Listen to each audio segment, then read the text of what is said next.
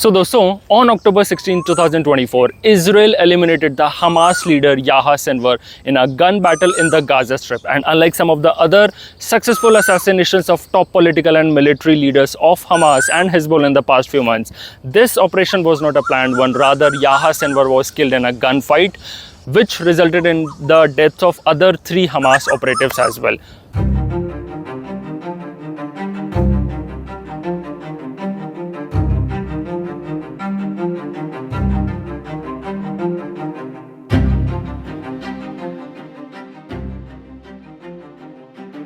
So first of all, why is Sinwar's killing so important? So there are multiple reasons for it. Firstly, he was supposed to be the mastermind of the terror attack which was launched by Hamas on Israel on October 7th last year, and which had caught Israel totally by surprise, and it resulted into death of more than 1400 Israeli citizens.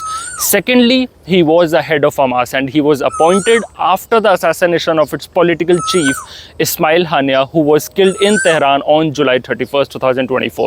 Thirdly, he had planned and directed the entire military effort of Hamas in Gaza. He is also the mastermind behind the intricate underground tunnel which runs for more than 150 kilometers in Gaza.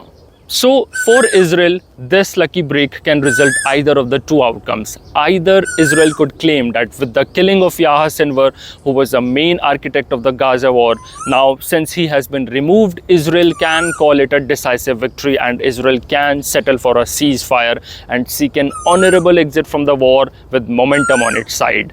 On the other hand, Israel could also take this tactical victory as an opportunity to further intensify its operations against Hamas, and it could also hope to deliver the final death blow to the group. The advantage of the first option, which was ending the war and calling it a decisive victory, is that Israel can also hope to get its hostages back, and this particular thing will be considered as a political and military victory for Prime Minister Benjamin Netanyahu, and it will also relieve a lot of pressure from families of hostages back home. However, if Israel decides to press on the throttle in Gaza, then the assurance of a clear victory, which it has not been able to achieve in last 1 year, that will still remain, and then only time can tell that what will happen to this war. And there could also be some other actions, some other horrific actions which Hamas could take in its self-defense. If we talk from the perspective of Hamas, then for them this is no time to feel sad.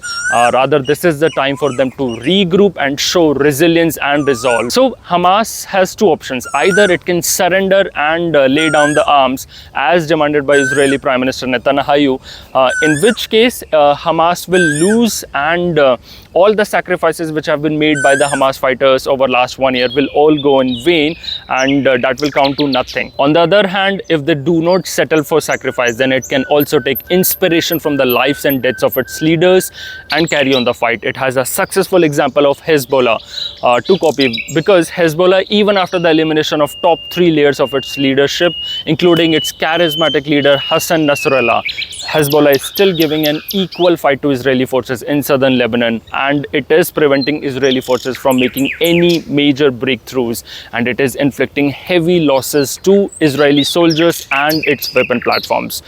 So to conclude, the ongoing war in Gaza is the longest that Israel and Hamas have ever fought. In the past conflicts, Israel used to take swift operations, quick operations with a clearly defined military objective, and ended them on its own terms.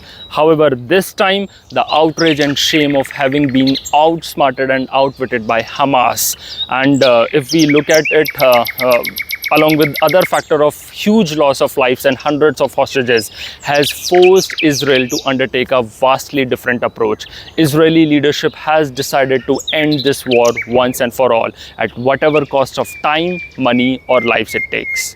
In such a totalitarian approach, fighting against multiple groups on multiple fronts is always going to be difficult. The entry of Iran into a direct conflict has added a new and unprecedented dimension to the threat. Also, the fact that Iran has been able to successfully penetrate the air defenses of Israel twice, on April 31st and October 1st, has forced Israel to recalibrate its war strategy. And in such a situation, chances of a clearly defined military victory for Israel looks unlikely, at least in the near term. There are very few wars where one party can achieve total victory and destroy the enemy.